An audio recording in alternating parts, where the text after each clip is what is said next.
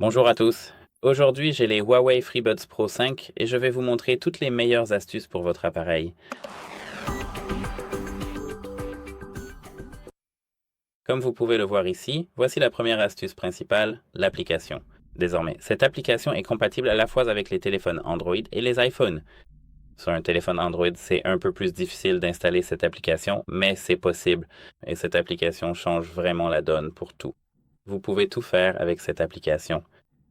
Et c'est la première astuce principale qui mérite vraiment d'être mentionnée en premier parce qu'en fait, elle peut prolonger la section de l'application car chaque prochaine astuce principale se trouve ici dans l'application puisque l'application inclut chaque option qui peut être considérée comme une astuce principale. Alors, commençons maintenant par la première chose. Je pense que l'ANC peut en fait être une astuce principale, mais évitons cela pour l'instant. L'audio spatial aussi ici. Huawei Sound. Comme vous pouvez le voir, c'est normalement l'égaliseur, mais ici, nous avons quelque chose qui s'appelle Huawei Sound. Ce sont des pré-réglages développés par des experts du Conservatoire central de musique de Pékin, et ce sont 4 pré-réglages qui sont vraiment, vraiment sympas. Par exemple, Huawei Sound Balanced, fidèle à la réalité et immersif, c'est Huawei Sound. Huawei Sound Voice, brillant et transparent, pour entendre vos voix dans toute leur splendeur. Huawei Sound Bass, des basses plus puissantes, et Huawei Sound Classical, une expérience de salle de concert où que vous soyez.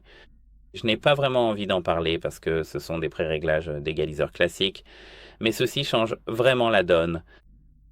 À part ça, ici, comme vous pouvez le voir, j'ai oublié de mentionner la section par appareil, et ici, si on appuie dessus, on peut en voir plus. Multi-Connect, mode de connexion double. Si cette option est activée, nous pouvons rester connectés à plusieurs appareils en même temps et passer de l'un à l'autre sans interruption.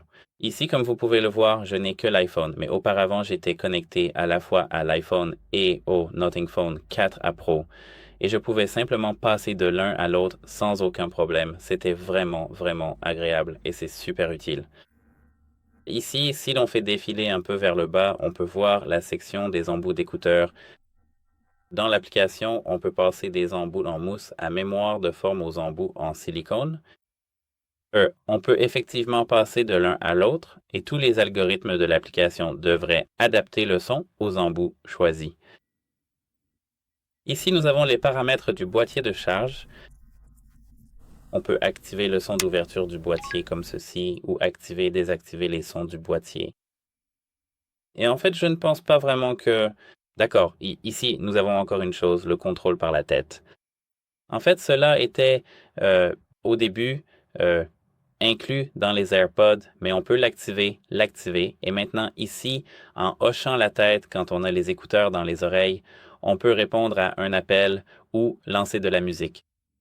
Je veux dire lancer, vous voyez, mais enfin, ici, avec ce mouvement de tête, on peut rejeter ou ignorer, et vous voyez ce que je veux dire. C'est vraiment cool. Ici, nous avons cette section localisée. Je ne pense pas vraiment que ce soit une astuce incontournable parce que vous pouvez en fait retrouver vos écouteurs dans l'application. La section audio adaptatif est en fait très intéressante car ici, nous avons le volume adaptatif en fonction de notre environnement et la détection de conversation, ce qui signifie un passage automatique entre la réduction de bruit active, la transparence et les niveaux de volume, afin que vous puissiez tout voir et entendre pendant une conversation. Au revoir.